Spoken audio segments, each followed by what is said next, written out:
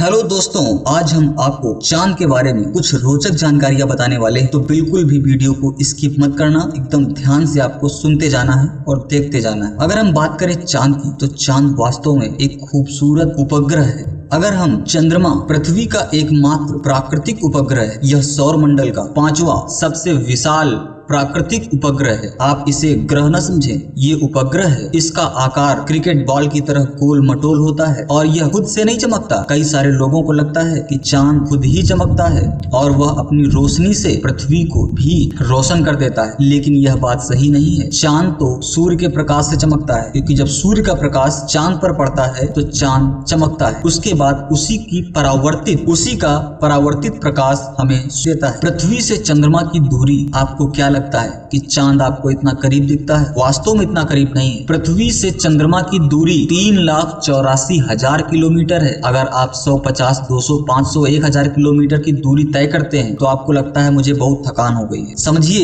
ये दूरी कितनी बड़ी दूरी है कि पृथ्वी से चंद्रमा की दूरी 3,84,000 किलोमीटर है। यह दूरी पृथ्वी के व्यास का 30 गुना है। यह दूरी पृथ्वी के व्यास का 30 गुना है। चंद्रमा पर गुरुत्वाकर्षण पृथ्वी से 1/6 है। मतलब वहां पर जो भी चीजें हैं उसे चंद्रमा अपनी ओर कम आकर्षित करेगा पृथ्वी की तुलना में। यह पृथ्वी की परिक्रमा 27 दिन 6 घंटे में पूरा करता है और अपने अक्ष के चारों ओर एक पूरा चक्कर भी 27.3 दिन में लगाता है। यही कारण है कि चंद्रमा का एक ही हिस्सा या फिर फेस की बात करें, एक ही फेस हमेशा पृथ्वी की ओर रहता है। यदि चंद्रमा पर खड़े होकर के पृथ्वी को देखें, पहले ऐसा संभव नहीं था, लेकिन अब यह संभव हो गया है कि चंद्रमा से भी पृथ्वी को देखा जा सकता है। अभी तक हम लोग पृथ्वी से चंद्रमा को देखते थे। यदि चंद्रमा पर खड़े होकर पृथ्वी को देखें तो पृथ्वी साफ साफ अपने अक्ष पर घूर्णन करती हुई नजर आएगी, क्योंकि पृथ्वी भी अपने अक्ष पर घूमती है। लेकिन जब हम पृथ्वी पर रहते हैं, क्योंकि पृथ्वी इतनी बड़ी है, हमें ऐसा नहीं लगता है। वास्तव में क्या होता है, पृथ्वी अपने अक्ष पर घूर्णन करती है। पृथ्वी, चंद्रमा, सूर्य ज्यामिति के कारण चंद्र दशा हर 29.5 मतलब 29.5 दिनों में बदलती है। आकार के हिसाब से अपने स्वामी ग्रह के सापेक्ष यह सौर मंडल में सबसे बड़ा प्राकृतिक उपग्रह है, जिसका व्यास पृथ्वी का 1/4 द्रव्यमान 1/81 है। मतलब द्रव्यमान बहुत कम है, व्यास भी कम है। व्यास और त्रिज्या तो आपने पढ़ा होगा, इसके बारे में आप जानते होंगे। बृहस्पति के उपग्रह के बाद चंद्रमा दूसरा सबसे अधिक घनत्व वाला उपग्रह है। सूर्य के बाद आसमान में सबसे अधिक चमकदार निकाय चंद्रमा है, क्योंकि सूर्य सबसे ज्यादा चमकता है। इसके बाद अगर नंबर किसी का आता है तो वो चंद्रमा का आता है। चंद्रमा भी सूर्य के प्रकाश से चमकता है। समुद्री ज्वार और भाटा चंद्रमा की गुरुत्वाकर्षण शक्ति के कारण आते हैं। आपको लगता